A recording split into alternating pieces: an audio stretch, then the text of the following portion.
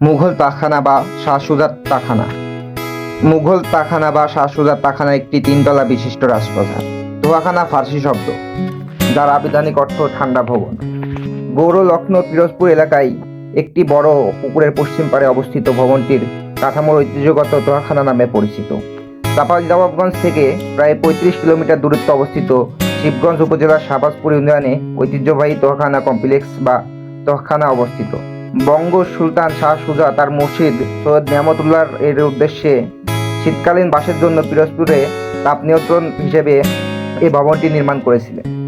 সময়ে সময়ে শাহ সুজাও এখানে এসে বাস করতেন। বিভিন্ন ঐতিহাসিক গ্রন্থ হতে জানা যায়, মুঘল সম্রাট শাহজাহানের পুত্র শাহ সুজা বাংলার সুবাদার থাকাকালে ১৬৩৯ থেকে ১৬৫৮ খ্রিস্টাব্দে তার মুরিদ হজরত শাহ সৈয়দ নিয়ামতুল্লাহর প্রতি ভক্তি নিদর্শনের উদ্দেশ্যে তাপ নিয়ন্ত্রিত ইমারত হিসেবে তোয়াখানা নির্মাণ করেন। জনশ্রুতিতে আছে যে শাহ সুজা যখন পিরোজপুরে মুর্শেদ শাহ নিয়ামতুল্লাহর সঙ্গে সাক্ষাৎ করতে আসতেন, তখন উক্ত ইমারতের মধ্যবর্তী সুপ্রশস্ত কামরাটিতে বসবাস করতেন। তোয়াখানা কমপ্লেক্সের ভেতরে আরও নাম না জানা অনেক সমাধি দেখা যায়, যাদের পরিচয় এখনও জানা যায়নি। তবে এদেরকে হজরত শাহ সৈয়দ নিয়ামতুল্লাহর খাদেম বা সহচর বলে ধারণা করা হয়। গৌড়ের মতো সুপ্রাচীন স্থাপত্যকর্ম তাখানা ছাড়া অন্যত্র তেমন দেখতে পাওয়া যায় না। দ্বিতল ভবনটি মূলত ইট নির্মিত, তবে দরজা চৌকাঠের জন্য কালো পাথর এবং সমতল ছাদের জন্য ভীম ব্যবহার করা হয়েছে।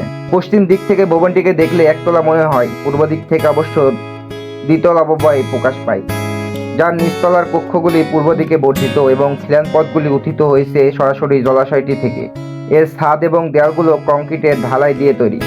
মসজিদ এবং তাখানা উভয়ই দাফেউল বালাহ নামক জলাধারের পাশে অবস্থিত। দুটি বাঁধানো সিঁড়ি জলাধারের পানির নিচ পর্যন্ত বিস্তৃত।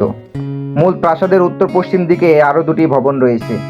এদের মধ্যে একটি নিকটস্থ হলো ৩ গম্বুজ বিশিষ্ট একটি মসজিদ এবং অন্যটি হলো বাঁধানো বারান্দা সহ একটি গম্বুজ বিশিষ্ট সমাধি। ভবনগুলো প্রায় একই সময়ে একটি নির্দিষ্ট লক্ষ্যকে সামনে রেখে প্রতিষ্ঠিত হয়েছিল এবং এদের একত্রে একটি কমপ্লেক্স হিসেবে বিবেচনা করা হয়। ঘরগুলি থেকে সৃষ্ট সুড়ঙ্গ পথ প্রসারিত হয়ে জলাধার থেকে সরাসরি যোগাযোগের স্থাপন করেছে। ভবনের পশ্চিমে একটি হাম্মাম বা গোসলখানা রয়েছে, যাতে পানি সরবরাহের জন্য অষ্টভুজাকৃতির একটি কূপ খনন করা হয়। প্রাসাদের উত্তর দিকে একটি ছোট পারিবারিক মসজিদ রয়েছে। এর পিছনে রয়েছে একটি খোলা ঘর, যা অষ্টভুজাকার একটি দুর্গের সাথে সংযুক্ত। এই টাওয়ার কক্ষটি সম্ভবত ধ্যানের জন্য ব্যবহৃত হতো। এই অষ্টভুজাকার মিনারটি তাখানা কমপ্লেক্সকে পূর্ণতা দান করেছে।